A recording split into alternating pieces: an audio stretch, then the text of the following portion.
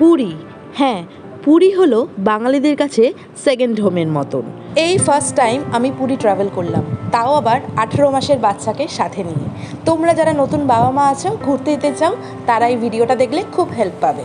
তোমাদের কাছে শ্রী জগন্নাথ ধামের 3 রাত 4 দিনের একটা পুরী ট্যুর প্ল্যান গাইড প্রস্তুত করছি, যার মধ্যে লোকাল সাইট সিন থেকে শুরু করে দূরের সাইট সিন অবধি আর মন্দির দর্শন, পুজো দেওয়া, সমুদ্রে স্নান সব কিছু থাকবে। আশা করছি আপনাদের অনেক সুবিধা হবে। তাহলে চলুন আর কথা না বাড়িয়ে স্টার্ট করা যাক।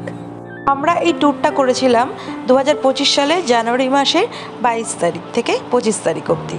আমাদের ট্রেন বুক করা হয়েছিল শালিমার স্টেশন থেকে গরিব রথ। রাত 8:40-এর ট্রেন ছিল, কিন্তু 1 ঘন্টা লেটে আসলো, তাই আমরা সকালে পৌঁছালাম 1 ঘন্টা লেটে। এই যে আমরা সবাই স্টেশনে পৌঁছে গেছি, সবার লাগেজপত্র হাজির। এবারে আমার ফ্যামিলি, আমার শ্বশুর শাশুড়ি, হাজব্যান্ডের সঙ্গে আমার বাবা মা বোনও যাচ্ছে। সবাই একসাথে ঋষিকে নিয়ে খুব মজা করেছি। প্রায় 10:45 নাগাদ ট্রেন ছেড়ে দিল স্টেশন থেকে। আমরা সবাই ট্রেনে তখন বসে বসে গল্প, হাসি ঠাট্টা শুরু করে দিয়েছি। রাতের খাওয়াও খেয়ে নিলাম, বাড়ি থেকে নিয়ে গেছিলাম। ঋষিও সবার সাথে খুব মজা করেছে। ওর দাদানের সাথে খেলাধুলো শুরু করে দিয়েছেন উনি। সবাই মিলে থাকলে বাচ্চারও কষ্ট কম হয় আর মায়েরও কষ্ট কম হয়। বাচ্চা বেশ হাসি খুশি ভাবেই ট্রাভেল করতে পারে। সকালবেলা 7:30 নাগাদই আমরা পৌঁছে গেছি পুরীতে। আমাদের হোটেলটা বুক করা ছিল ঠিক কাকাতুয়া মিষ্টান্ন ভাণ্ডার, তার একদম পরেই হোটেল কোনার্ক। হোটেলটাও পুরোপুরি দেখিয়ে আপনাদের সঙ্গে রিভিউটা শেয়ার করে দিই। হোটেলের বাইরেটা খুব সুন্দর, অনেকটাই স্পেস আছে। যারা গাড়ি করে আসতে চান তাদেরও কোনো প্রবলেম হবে না, পার্কিং করার অনেকটাই জায়গা আছে। সি বিচ থেকে হোটেলটির দূরত্ব 3 থেকে 4 মিনিট পায়ে হেঁটে। এখান থেকে ঢুকলেই রিসেপশন। এই জায়গাটা সন্ধ্যেবেলাতেও খুব সুন্দর লাগে। আমরা ফার্স্ট ফ্লোরে 2টো রুম বুক করেছিলাম, 215 আর 216। আমাদের যেহেতু সবাই মিলে এসেছি, অনেকজন লোক, তাই আমরা ঠিক করেছিলাম যে একটা ঘরে শুধু মেয়েরা থাকবো বাচ্চাকে নিয়ে, আর একটা ঘরে ছেলেরা থাকবে। এখানে 2টো ডবল বেডের সিস্টেম আছে। একটা ডবল বেডে 3জন অ্যাডাল্টের খুব ভালোভাবেই হয়ে যায়। 2টো বেডে 3জন 6জন খুব ভালোভাবেই থাকতে পারবে।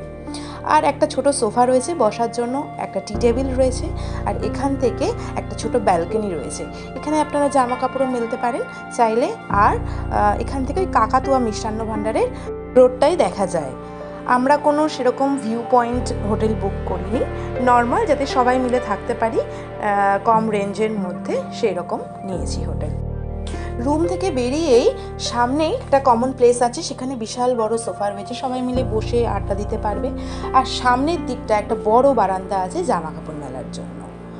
এখানে এই বাথরুমটা দেখিয়ে দিই, মোটামুটি নিট অ্যান্ড ক্লিনই আছে সব কিছু, ওভারঅল ভালো। আর আরেকটা যে রুম নিয়েছিলাম সেইটায় একটাই ডবল বেড ছিল, ওই ঘরটাতে 2 বাবা ছিল। হোটেলটির কন্ট্যাক্ট নাম্বার আমি ডেসক্রিপশন বক্সে দিয়ে দেবো।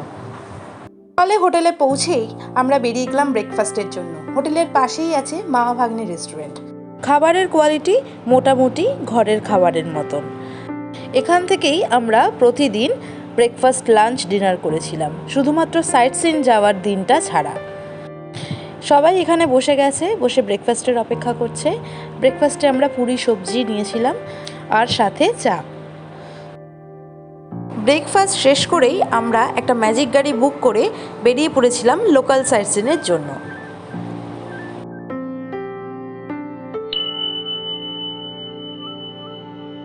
মাত্র 5 থেকে 10 মিনিটের মধ্যেই পৌঁছে গেছিলাম আমরা বিপত্তারিণী চণ্ডী বাড়ি। বিপত্তারিণী মাকে দর্শন করে সেখান থেকে চরণামৃত খেয়ে আমরা বেরিয়ে গেলাম নেক্সট লোকাল সাইট সিনের জন্য। সবকটা জায়গায় খুব কাছাকাছি। এরপরেই আমরা পৌঁছে গেছিলাম শ্রী গৌর বিহার আশ্রমে, যা গুপ্ত বৃন্দাবন নামেও পরিচিত। তাহলে চলুন দেখা যাক ভিতরে কি কি আছে। ঢুকতেই খুব সুন্দর একটা চৈতন্যদেবের মূর্তি দেখা যাচ্ছে। চারপাশে নেট দিয়ে ঘেরা রয়েছে, সেই নেটের মধ্যেই বিভিন্ন মূর্তি করা রয়েছে। এরপর এই জায়গাটায় জগন্নাথ দেবের একটা খুব সুন্দর মূর্তি রয়েছে, যেখানে সবাই ফটো তুলতে ব্যস্ত।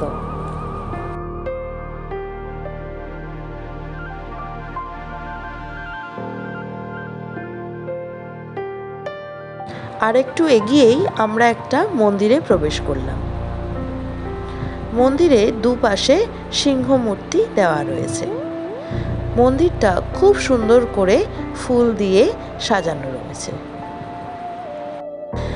মন্দিরটার ওপরে চারপাশে দেখলাম বৃন্দাবনের যত বিশেষ ভবন রয়েছে সেগুলো চিত্র নাম সহকারে তো দেওয়া রয়েছে। মন্দিরের ভিতরে খুব সুন্দর একটা রাধাকৃষ্ণের প্রতিমা ছিল। আমরা সেখানে প্রণাম করে প্রণামী দিয়ে মন্দিরটার চারপাশ ভালোভাবে ঘুরে আস্তে আস্তে বের হলাম।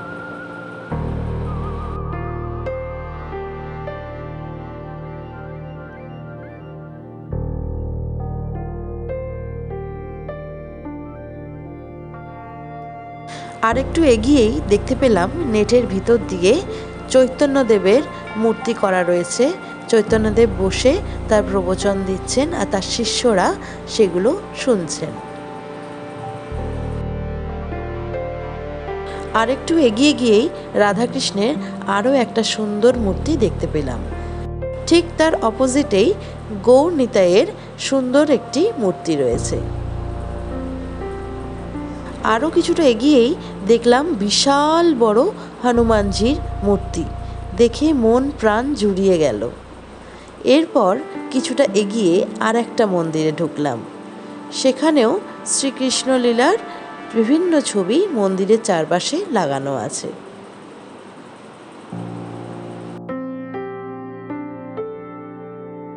ভিতরে দেখলাম একটা কাচের ঘরের মধ্যে রাধাকৃষ্ণ ও তার বিভিন্ন সখীদের সাথে মূর্তি তৈরি করা রয়েছে। এখানে দেখলাম একটা জায়গায় মঞ্চ তৈরি করা রয়েছে আর চারপাশে ভক্তগণদের বসার জন্য সিটও তৈরি করা রয়েছে। আরও কিছুটা এগিয়ে গিয়ে দেখলাম এক শিব মন্দির। সেখানে সবাই 10 টাকার বদলে একটা করে প্রদীপ নিয়ে জ্বালিয়ে ঠাকুরের কাছে মানত করছে। আমরাও একে একে তাই করলাম।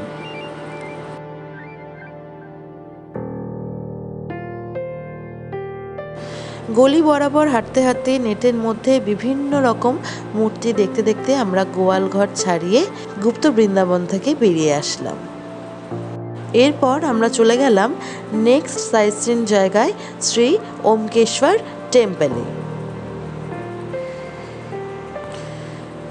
মন্দিরের বাইরেই জুতো রাখার জায়গা রয়েছে, সেখানে সবাই আমরা জুতো রেখে মন্দিরের ভিতর প্রবেশ করলাম।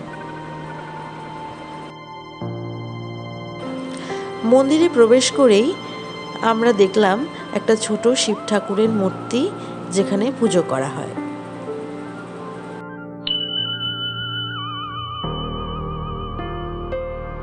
সেখান থেকে বেরিয়েই আমরা দেখলাম মন্দিরের ভোগ প্রস্তুতিকরণ।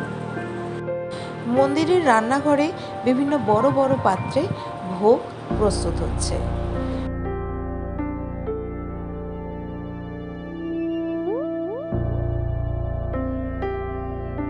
অনেক কর্মচারী মিলে সবজি কাটা থেকে শুরু করে চাল ডাল ধুয়ে রান্না করা অবধি সমস্ত কাজ একসাথে করছে।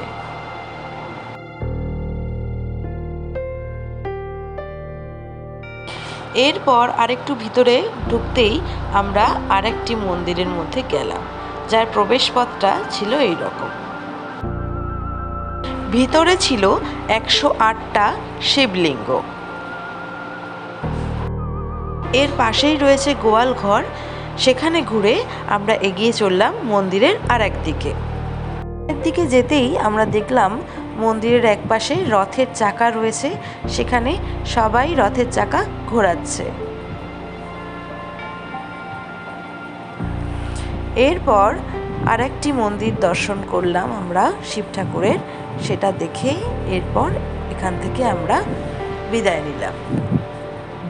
জগন্নাথ দেবের মাসির বাড়ি আর পিসির বাড়ি বন্ধ থাকায় সেখানে আমরা যেতে পারিনি। এই কটা সাইট সিন করেই আমরা আবার হোটেলের দিকে রওনা হলাম। হোটেলে গিয়ে ঋষিকে স্নান করিয়ে খাইয়ে ঘুম পাড়িয়ে আমরা সবাই মিলে চলে আসলাম সমুদ্রে স্নান করতে। আমার শ্বশুর শাশুড়ি স্নান করবে না বলে তারা হোটেলেই থেকে গেছে। প্রচণ্ড কড়া রোদ সমুদ্রের বিচে, আর স্নান করতে এসে কেউ তো ফোন নিয়ে নামতে পারবে না, তাই আমরা ক্যামেরাম্যানকে দিয়ে এই ফটোগুলো তুলিয়ে নিয়েছিলাম। লাঞ্চ করে হোটেলে একটু বিশ্রাম নিয়ে আমরা আবার চলে এসেছি সি বিচে। সেই সন্ধেটা আমরা সবাই চা খেতে খেতে সমুদ্রের ঢেউগুলো উপভোগ করলাম। এখানে চারপাশে চেয়ার পাতা রয়েছে, যেগুলো জনপ্রতি 20 টাকা হিসেবে ভাড়া দেওয়া হয়। ঘন্টায় 20 টাকা নেয়। এবার আপনারা যতক্ষণ চাইবেন সেখানে বসে সমুদ্র উপভোগ করতে পারবেন। আমরা কিছুটা হেঁটে হেঁটে ঘুরতে লাগলাম সমুদ্রের ধার দিয়ে। যেতে না যেতেই দেখলাম শিব ঠাকুরের একটা খুব সুন্দর আর্ট করেছে এই শিল্পী। এরপর দেখলাম বিচের ধারে প্রচুর খাবারের দোকান বসেছে, বিভিন্ন রকম মাছের স্টল নিয়ে বসেছে। যে যেটা খেতে চাইছে তাকে সাথে সাথে সেখানেই ফ্রাই করে দিচ্ছে। এছাড়াও ভুট্টার স্টল রয়েছে, চাউমিন, এগরোল সব কিছুই রয়েছে। আমরা সেগুলো খেতে খেতে সমুদ্রের ঢেউ দেখলাম। সমুদ্রের ঢেউগুলো দেখে মনে হচ্ছিল মনের সমস্ত ক্লান্তি, সমস্ত চিন্তা এখানেই ভাসিয়ে দিয়ে যায়। সন্ধেটা সত্যি খুব সুন্দর কাটলো। আপনাদের ভিডিওটা কেমন লাগলো অবশ্যই জানাবেন। এর পরের ভিডিওতে পুরীর দ্বিতীয় পর্ব নিয়ে আসবো, মন্দিরে পুজো দেওয়া ও সাইট সিন নিয়ে। ততদিন সবাই ভালো থাকবেন, সুস্থ থাকবেন। ধন্যবাদ।